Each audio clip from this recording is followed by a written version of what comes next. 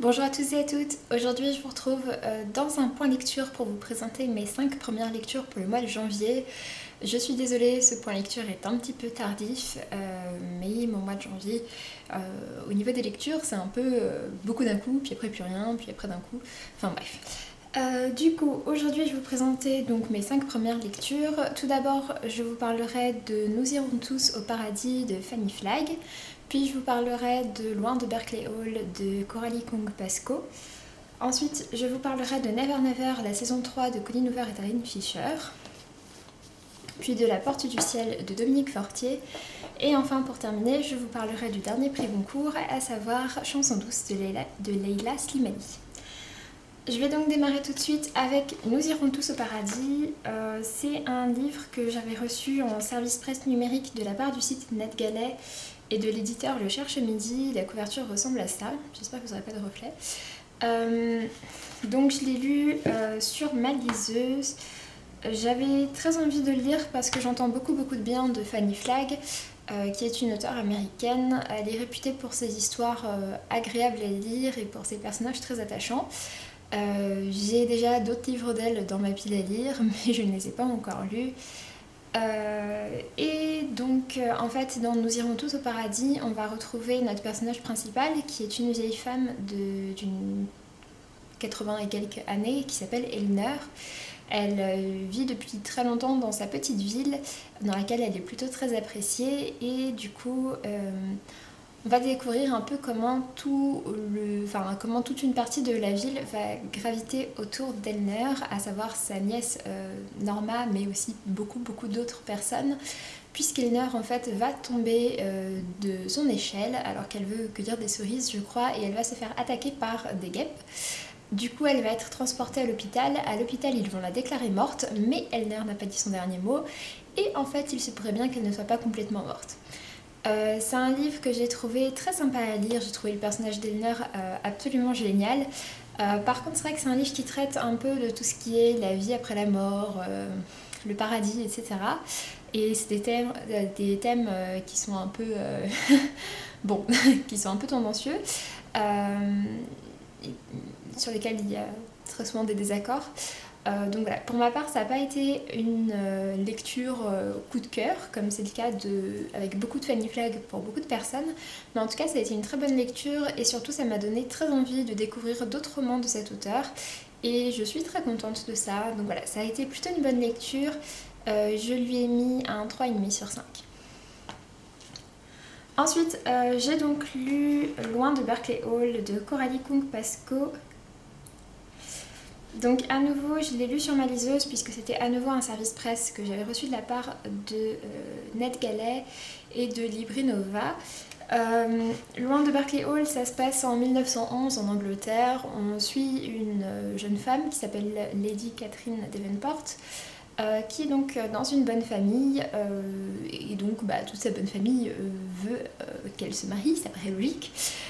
Sauf que notre héroïne Catherine ne veut pas se marier, elle trouve que ça sert à rien et ça la branche pas du tout.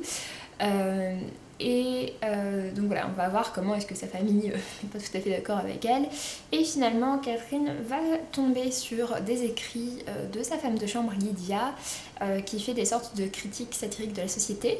Et Catherine va se dire qu'il y a quelque chose à en faire, et donc voilà, c'est un peu grâce à ces écrits que les deux jeunes femmes vont changer de vie et prendre un peu le destin de leur vie entre leurs mains. Donc ça me tentait plutôt bien à la base, de l'époque, etc. Mais en fait, ça a été plutôt un gros flop de mon côté. J'ai trouvé que c'était un roman qui était assez lent, pas très entraînant, que c'était un peu facile. J'ai trouvé qu'il y avait pas mal de petits éléments qui étaient résolus un peu en un claquement de doigts. Donc ça m'a pas mal gênée. Et en plus de ça, ouais, voilà, ça n'a pas trop fait avec moi. J'ai trouvé ça très prévisible. Voilà, je suis ressortie plutôt très déçue de ma lecture. C'est un livre qui est très court, il fait quelque chose comme 130 pages, c'est pour ça que je l'ai terminé. Je pense que sinon j'aurais abandonné et assez vite parce que quasiment dès le début je sentais que ça me plairait pas. Mais bon, j'ai voulu continuer, voir s'il y avait quelque chose de bien à en tirer. Malheureusement, j'ai pas trouvé que c'était le cas. Je suis plutôt très déçue. Je lui ai mis un 2 sur 5. Malgré tout, si ça vous tente, n'hésitez pas à le lire. Peut-être qu'il vous plaira plus qu'à moi. Ensuite, j'ai donc lu la saison 3 de Never Never de Colleen Hoover et Taryn Fisher qui est publiée chez Hugo Roman. C'est le dernier tome de cette petite trilogie puisque les romans sont très courts à chaque fois. Pour vous donner le résumé du premier tome, on retrouve en fait nos deux personnages principaux, Charlie et Silas, qui sont deux adolescents qui sont en couple. Ils sont au lycée et en fait ils vont se rendre compte qu'ils vont perdre simultanément la mémoire, donc ils ne se souviennent absolument de rien. Et surtout ils vont se rendre compte qu'en fait ça ne leur arrive pas qu'une seule fois. Et du coup ils veulent essayer de comprendre ce qui se passe pour faire en sorte à ce que ça ne leur arrive plus. J'avais trouvé surtout dans le premier et le deuxième tome que le personnage de Silas était un personnage absolument génial. J'ai trouvé que c'était un jeune homme très attachant. Le personnage de Charlie, elle est beaucoup plus distante, donc c'est un peu plus compliqué je trouve de s'attacher à elle. Même si les pistes du deuxième tome étaient très intéressantes et du coup faisaient qu'on s'attachait plus à Charlie, qu'on avait plus envie de savoir. Pour ce troisième tome, je suis très contente de les avoir retrouvés, de ce qui se passe dedans, du fait que les frères et sœurs également sont un peu plus impliqués. Par contre, je suis un petit peu déçue de la résolution finale, de l'explication finale. En fait, je trouvais qu'il y avait pas mal de pistes qui étaient intéressantes et je suis un peu déçue que ce soit celle-là qui a été choisie. Et en plus de ça, je trouve que le personnage de Silas est un peu moins vu dans ce tome-ci. Enfin, je sais pas, il me paraît un peu plus en retrait. Et vu que j'aime beaucoup Silas, voilà, je suis un petit peu déçue. Mais ça reste une bonne lecture pour moi. Je lui ai mis la note de 3,5 sur 5. Ensuite, j'ai donc lu La Porte du Ciel de Dominique Fortier, qui est publié aux éditions Les Escales.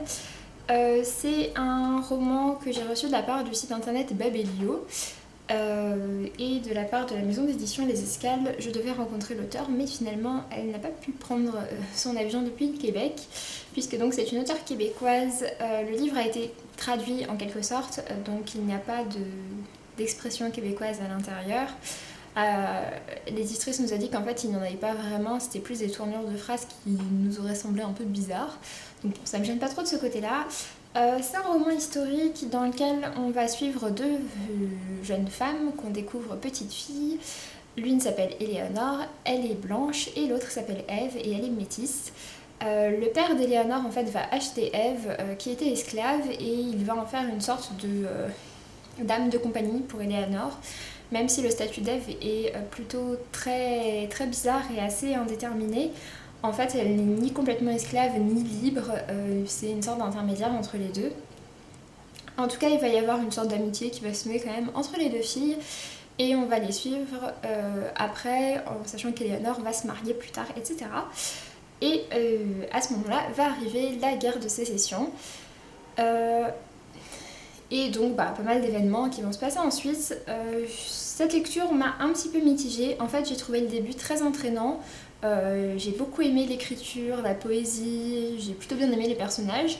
Enfin bref, tout le début m'a vraiment bien plu, m'a bien embarqué. Je me suis dit, ah, ça va être une bonne lecture.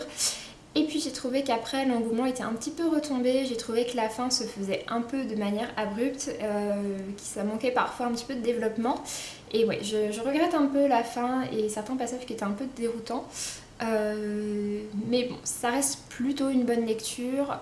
Je lui ai mis la note de 3 sur 5. Et du coup, je remercie les éditions Les Escales ainsi que le site Babelio.